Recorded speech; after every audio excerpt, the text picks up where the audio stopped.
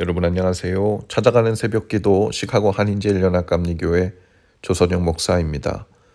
오늘도 변함없는 주님의 은혜와 평강이 저와 여러분의 삶의 종일 풍성하기를 기도합니다. 오늘 말씀은 에스더 5장 1절에서 8절까지 말씀입니다.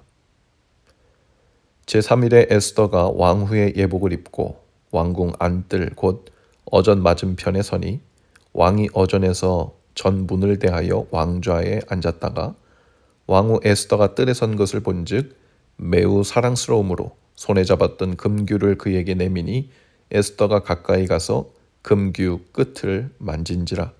왕이 이르되 왕후 에스더여 그대의 소원이 무엇이며 요구가 무엇이냐 나라의 절반이라도 그대에게 주겠노라 하니 에스더가 이르되 오늘 내가 왕을 위하여 잔치를 베풀어 싸우니 왕이 좋게 여기시거든 하만과 함께 오소서 하니 왕이 이르되 에스더가 말한 대로 하도록 하만을 급히 부르라 하고 이에 왕이 하만과 함께 에스더가 베푼 잔치에 가니라.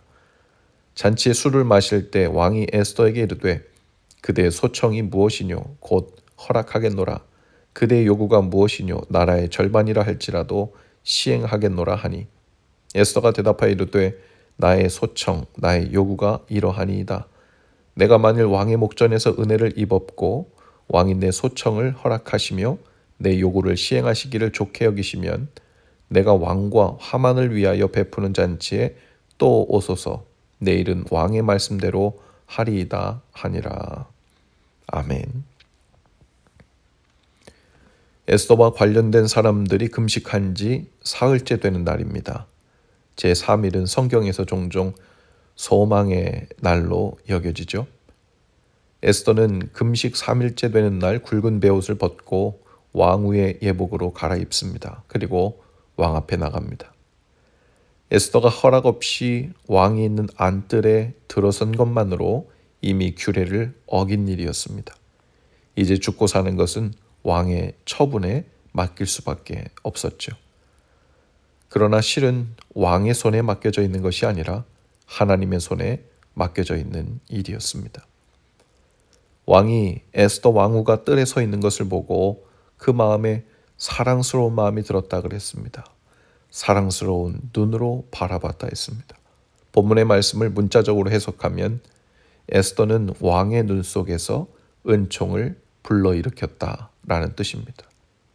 에스더는 왕의 눈 속에서 은총을 불러일으켰다. 그런데 이 표현은 마치 에스더가 하나님의 눈에 어떻게 비치고 있는가를 대신 말해주고 있는 듯합니다. 에스더가 하나님의 눈 속에서 은총을 불러일으켰다. 하나님께서 에스더의 그 믿음의 행동을 보시고 은총의 눈길로 사랑스러운 마음으로 보아 주신 것입니다. 하나님은 에스더와 유대인들의 금식 기도를 들으셨습니다. 그러자 그 일이 왕에게서 나타납니다. 왕이 쥐고 있던 금홀이 에스더에게 내밀어지죠. 왕의 부름을 받지 못한 채 자신에게 접근한 에스더에게 형벌을 내리지 말라는 표시로 금홀을 내밀었던 겁니다. 그러자 에스더가 가까이 다가가서 그 홀의 끝에 손을 댑니다. 왕이 에스더에게 말을 건넵니다. 3절입니다. 왕후 에스더여 그대의 소원이 무엇이며 요구가 무엇이냐 나라의 절반이라도 그대에게 주겠노라. 아수에로 왕은 자신의 부름도 없이 목숨을 걸고 갑자기 나온 에스더에게 분명 어떤 긴박한 사정이 필연적으로 있을 것이라고 판단한 것으로 보입니다. 그래서 무슨 청이 있느냐고 묻지요. 사실 그렇지 않고서야 에스더가 죽음을 무릅쓰고 왕에게 나올 이유가 없었습니다. 왕은 2번씩이나 반복해서 청이 무엇이냐고 물었고 나라의 절반이라도 주겠다는 약속을 계속하고 있습니다. 즉 어떤 청이라도 반드시 들어주겠다는 의지를 드러내고 있는 거죠.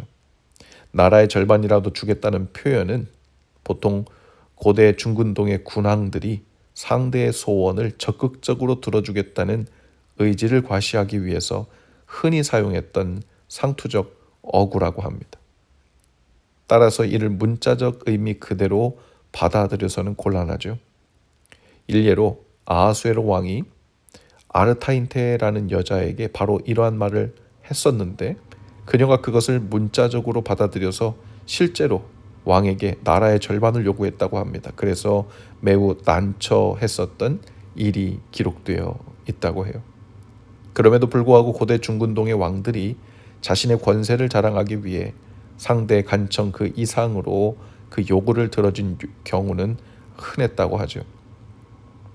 마가복음 6장에도 보면 헤롯 왕이 동생의 아내였던 헤로디아를 아내로 취한 후 그녀의 딸이 춤추는 것을 보고는 똑같은 장담을 하는 내용이 나옵니다.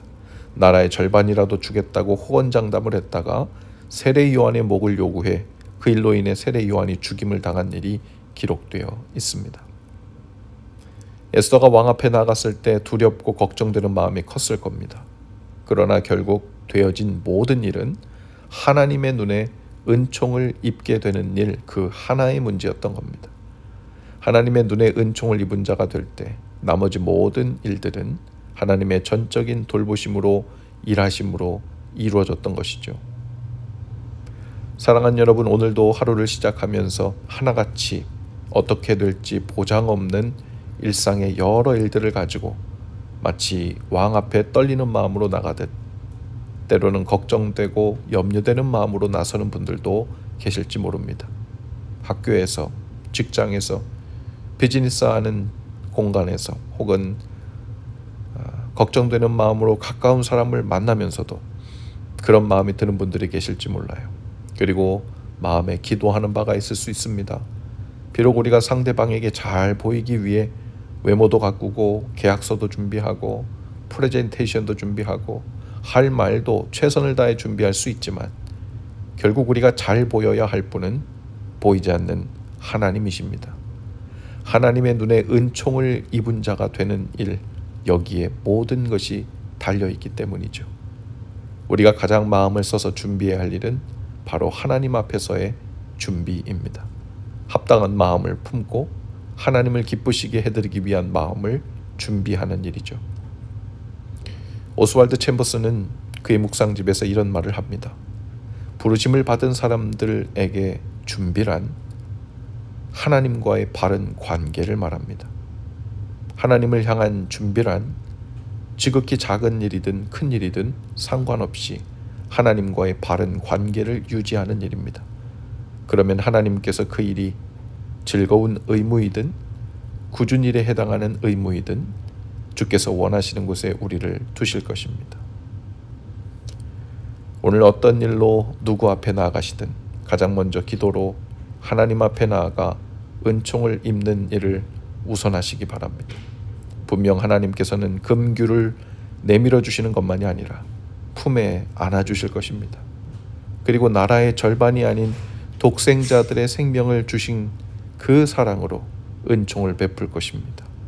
오늘 하나님의 그 놀라운 은혜를 힘입게 되시기를 주님의 이름으로 축복합니다. 기도하시겠습니다. 주님, 오늘도 주님 앞에서 은총을 입는 복을 주옵소서. 가장 먼저 하나님을 향한 준비를 하고 하루의 모든 일을 대할 때 은총의 연속이며 주님 손길을 경험하는 날 되게 하옵소서. 예수님 이름으로 기도합니다. 아멘. 여러분, 오늘도 말씀 동행으로 화이팅입니다. 내일은 찾아오는 새벽 기도로 교회에서 뵙겠습니다.